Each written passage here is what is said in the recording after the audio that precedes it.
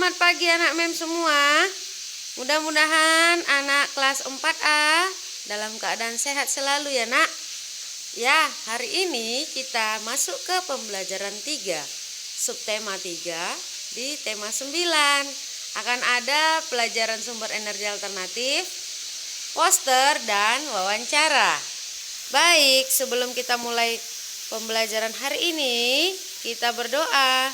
Mari satukan hati dan pikiran dalam nama Bapa, Putra, dan Roh Kudus. Amin. Terima kasih Tuhan untuk segala penyertaan-Mu kepada kami sepanjang malam ini.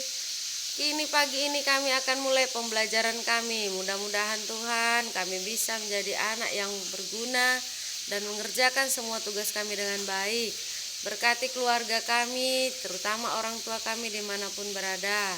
Semoga mereka memperoleh rezeki dan kesehatan. Terima kasih Tuhan, ampunkanlah dosa dan salah kami, agar kasih karunia-Mu tidak terhalang. Amin. Dalam nama Bapa dan Putra dan Roh Kudus. Amin.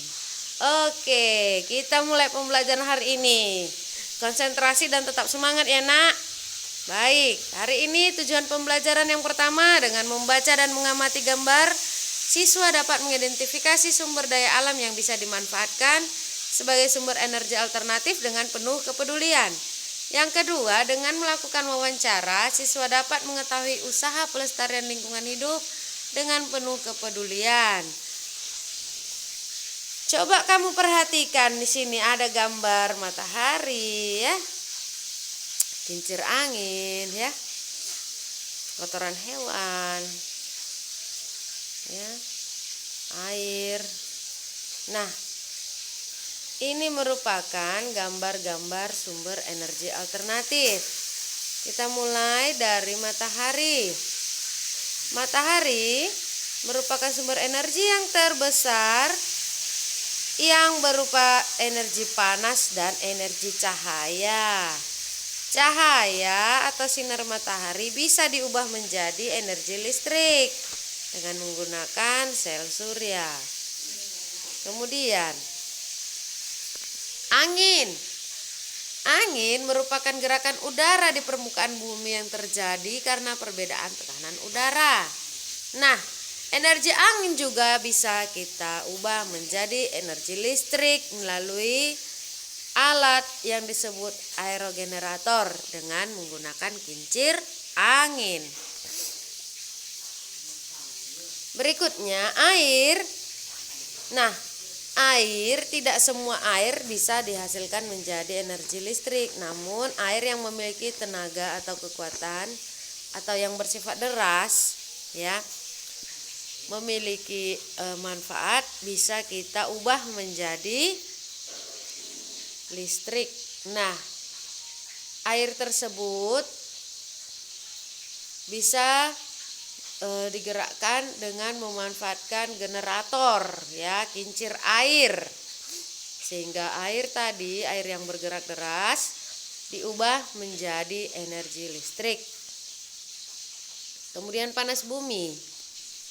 Energi panas bumi atau yang sering disebut geotermal merupakan energi yang berasal dari panas bumi yang disimpan di bawah permukaan bumi ya.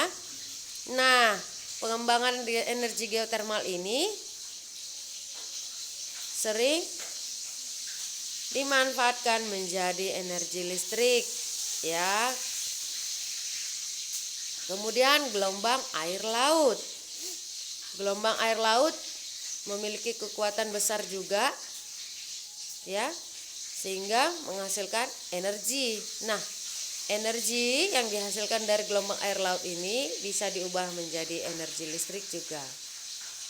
Kemudian yang terakhir, bahan bakar bio atau merupakan bahan bakar ini yang berasal dari kotoran hewan atau dari tumbuhan, diubah dengan sedemikian rupa menjadi bahan bakar bio ya. Nah, bahan bakar bio yang dihasilkan ini ada biodiesel, bioetanol, dan biogas. Biodiesel ini bahan bakar dari tumbuhan yang mengandung minyak seperti jarak, kelapa sawit, kedelai, dan bunga matahari. Dan Biodiesel ini digunakan sebagai pengganti solar. Bagus ya nak. Kemudian bioetanol. Bioetanol bahan bakar yang berasal dari singkong atau ubi, jagung, dan sagu. Nah, bioetanol bisa digunakan menggantikan bensin atau premium. Lalu biogas. Biogas bahan bakar yang berasal dari kotoran hewan. Dapat digunakan sebagai bahan bakar untuk kompor atau kendaraan bermotor. Oke, lanjut. Penggunaan energi alternatif merupakan satu bentuk yang digunakan untuk melestarikan lingkungan, sekaligus menjaga kelangsungan hidup manusia karena kita memanfaatkan energi alternatif ya, tidak selalu energi yang dihasilkan bumi, karena itu energi yang dihasilkan dari minyak bumi, gas alam itu adalah sumber daya alam yang sangat terbatas. Nah, untuk bisa mendapat informasi tentang usaha pelestarian alam, kita dapat melakukan wawancara. Nah, sebelum melakukan wawancara, kita perlu menetapkan daftar pertanyaan, narasumber, dan waktu.